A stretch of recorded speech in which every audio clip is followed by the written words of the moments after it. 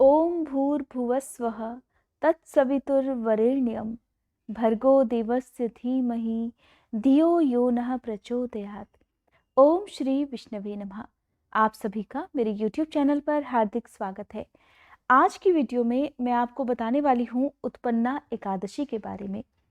मार्गशीर्ष मास के कृष्ण पक्ष में पड़ने वाली यह एकादशी बहुत ही विशेष होती है, क्योंकि कहा जाता है इसी दिन एकादशी माता का जन्म हुआ था और यही कारण है कि इस एकादशी को उत्पन्ना एकादशी कहा जाता है। और एकादशी माता भगवान श्री हरि की माया से प्रकट हुई थी। शास्त्रों के अनुसार जो व्यक्ति पूर्ण श्रद्धा भाव से उत्पन्ना एकादशी का व्रत रखता है या पूजा करता है, वह हर प्रकार के मोह माया से मुक्त हो जाता है। छल कपट की भावना उसमें बहुत कम हो जाती है या बिल्कुल समाप्त हो जाती है। सभी पापों का नाश हो जाता है। आने वाली 7 पीढ़ियों के अपराध क्षमा हो जाते हैं। और कहा जाता है कि उत्पन्ना एकादशी के व्रत के प्रभाव से व्यक्ति अंत समय में विष्णुलोक को जाता है। अगर आप पहली बार एकादशी के व्रत प्रारंभ करना चाहते हैं तो उत्पन्ना एकादशी का दिन सबसे खास है। आप इसी दिन से एकादशी व्रत का प्रारंभ भी कर सकते हैं। एकादशी व्रत महीने में 2 बार आते हैं, कृष्ण पक्ष में और एक शुक्ल पक्ष में। अगर आप चाहते हैं कि पूरे साल की एकादशी का व्रत आप रख सकते हैं तो आपको इसी महीने की कृष्ण पक्ष की जो उत्पन्ना एकादशी है उस दिन से अपने साल की जो 24 एकादशी हैं उनका व्रत प्रारंभ कर देना चाहिए। कहते हैं कि एकादशी का व्रत प्रारंभ करने के लिए मार्गशीर्ष का मास सबसे उत्तम माना जाता है। अगर आप पूरी एकादशी का व्रत ना रख पाए तो कुछ लोग केवल कृष्ण पक्ष की एकादशी का व्रत रखते हैं, तो कुछ लोग केवल शुक्ल पक्ष की। अब आपकी सामर्थ्य है, आप चाहें तो केवल शुक्ल पक्ष की एकादशी का व्रत भी प्रारंभ कर सकते हैं। अगर आप शुक्ल पक्ष की एकादशी प्रारंभ करना चाहते हैं तो मार्गशीर्ष मास की जो शुक्ल पक्ष की एकादशी है, जिसे गीता जयंती के रूप में भी मनाया जाता है, तो इस दिन से आप अपने एकादशी के शुक्ल पक्ष के व्रत भी प्रारंभ कर सकते हैं। आज की वीडियो में मैं आपको बताऊंगी एकादशी व्रत के बारे में। साल 2021 में मार्गशीर्ष मास में पड़ने वाली उत्पन्ना एकादशी कब है, कब से लेकर कब तक एकादशी की तिथि रहने वाली है, द्वादशी तिथि कब से कब तक रहेगी, और हरिवासर का समय जो कि आपको ध्यान जरूर रखना है। जब भी आप एकादशी का व्रत रखें तो आपको पता होना चाहिए कि हरिवासर का समय कब समाप्त हो रहा है, क्योंकि देखिए हरिवासर वो समय होता है जिसमें एकादशी का व्रत आपको भूले से भी नहीं खोलना चाहिए। और द्वादशी तिथि का जो पहला 1/4 पहर होता है वही हरिवासर का समय कहलाता है। तो देखिए आप एकादशी के दिन ब्रह्म मुहूर्त में उठकर स्नान करें, उगते सूरज को जल अर्पित करें, और उत्पन्ना एकादशी की जो पूजा है वो ब्रह्म मुहूर्त में अगर आप करते हैं तो उसका फल आपको बहुत जल्दी प्राप्त होता है। एकादशी व्रत अगर आप रख रहे हैं तो व्रत का पारण आपको कब करना चाहिए, द्वादशी तिथि कब से कब तक रहेगी, पारण का जो शुभ मुहूर्त है वो कब से कब तक रहने वाला है। साथ ही इस वीडियो में मैं आपको बताऊंगी सूर्योदय सूर्यास्त के बारे में भी। अगर आप पहली बार उत्पन्ना एकादशी का व्रत रख रहे हैं तो आपको पता होना चाहिए कि किन किन नियमों का पालन आपको अनिवार्य रूप से इस व्रत में करना होता है। सबसे पहले हम जान लेते हैं तिथि और शुभ मुहूर्त के बारे में, फिर मैं आपको बताऊंगी एकादशी व्रत से जुड़े कुछ विशेष नियमों के बारे में।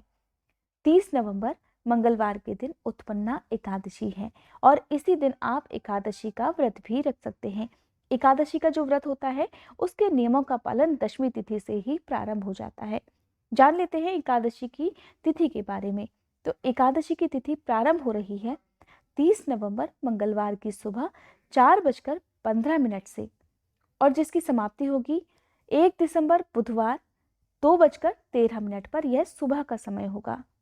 30 नवंबर मंगलवार के दिन जिस दिन आप एकादशी का व्रत रखेंगे उस दिन सूर्योदय का समय रहेगा सुबह 6:54 और सूर्यास्त का समय रहेगा शाम 5:36 पर। इस दिन आप उगते सूरज को जल जरूर अर्पित करें। हाथ में जल या पुष्प लेकर व्रत का संकल्प भी सुबह के समय आपको जरूर लेना चाहिए। द्वादशी तिथि प्रारंभ हो रही है 1 दिसंबर बुधवार को सुबह 2:14 से, और जिसकी समाप्ति होगी 1 दिसंबर बुधवार की रात 11:35 पर। यानी कि उसी दिन सुबह से प्रारंभ होगी द्वादशी तिथि और देर रात में समाप्त भी हो जाएगी। व्रत का पारण किया जाएगा 1 दिसंबर बुधवार को। तो द्वादशी तिथि के दिन सूर्योदय का समय रहेगा सुबह 6:55 और सूर्यास्त का समय रहेगा शाम 5:36 पर। इस दिन आपको सूर्योदय का समय जरूर ध्यान में रखना है। हरिवासर समाप्ति का समय रहेगा 1 दिसंबर बुधवार की सुबह 7:34 पर। देखिए, हरिवासर का जो समय है उसके बाद ही आपको अपना व्रत खोलना चाहिए। तो मैं आपको बता देती हूँ आप किस शुभ मुहूर्त में द्वादशी तिथि के दिन व्रत खोल सकते हैं। सबसे उत्तम समय सुबह का ही माना जाता है, तो आप 1 दिसंबर बुधवार को सुबह 7:34 से लेकर 9:45 तक अपना एकादशी का व्रत खोल सकते हैं। व्रत खोलने के लिए जिस दिन पूरे दिन तक द्वादशी तिथि रहती है, तो आप शाम के समय भी व्रत खोल सकते हैं। अगर किसी कारण से आप सुबह के समय व्रत ना खोल पाए, तो शाम को आप 3 बजे से लेकर 5 बजे तक, यानी कि सूर्यास्त से पहले पहले आप अपना व्रत कभी भी खोल सकते हैं, जब खासकर द्वादशी तिथि रात तक रहने वाली होती है। अब बात कर लेते हैं कुछ जरूरी नियमों के बारे में। एकादशी के व्रत के नियमों का पालन दशमी तिथि से किया जाता है। सूर्यास्त से पहले पहले आपको दशमी तिथि के दिन भोजन ग्रहण करना होता है, और भोजन में आपको कुछ चीज़ों का त्याग करना होता है, जैसे कि शुद्ध सात्विक भोजन आप ग्रहण करेंगे, लेकिन चने की, मूंग की या मसूर की दाल आपको गलती से भी दशमी तिथि के दिन नहीं खानी है। सूर्यास्त से पहले पहले आप स्नान भी कर सकते हैं चाहे तो, लेकिन कुल्ला आप जरूर कर लें, ब्रश कर लें, और उसके बाद आपको अन्न बिल्कुल भी ग्रहण नहीं करना है। एकादशी का व्रत जो है वो 2 तरह से रखा जाता है। कुछ लोग निराहार और निर्जल रहकर इस व्रत को करते हैं, तो कुछ लोग फलाहार ग्रहण करके इस व्रत को करते हैं।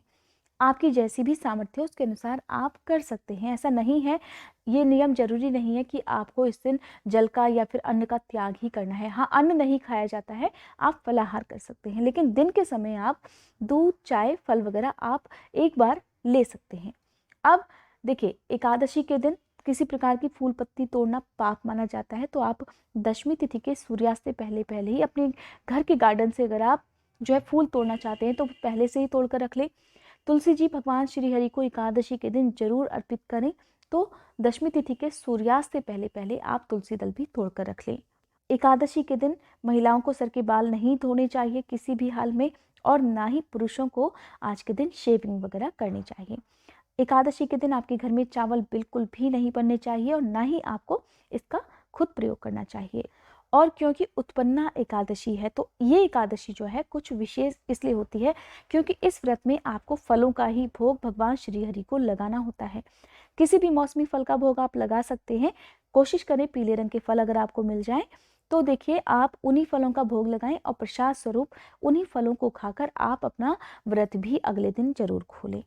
और भगवान श्री हरि को पीले रंग के जो फल फूल हैं, तो उन्हें आप ज़्यादा से ज़्यादा अर्पित करें। पीले रंग के वस्त्र अर्पित कर सकते हैं। एकादशी के दिन आपको पूजा में भी अक्षत का प्रयोग नहीं करना चाहिए। तुलसी जी की पूजा आप कर सकते हैं, लेकिन एकादशी के दिन तुलसी जी में जल भी अर्पित नहीं किया जाता है। सुबह स्नान करके हाथ में जल या पुष्प लेकर संकल्प लेने के साथ ही आप भगवान विष्णु के मंत्रों का जाप करें, माँ लक्ष्मी जी की पूजा जरूर करें, एकादशी माता को प्रणाम करें, और उसके बाद अपना व्रत प्रारंभ कर सकते हैं।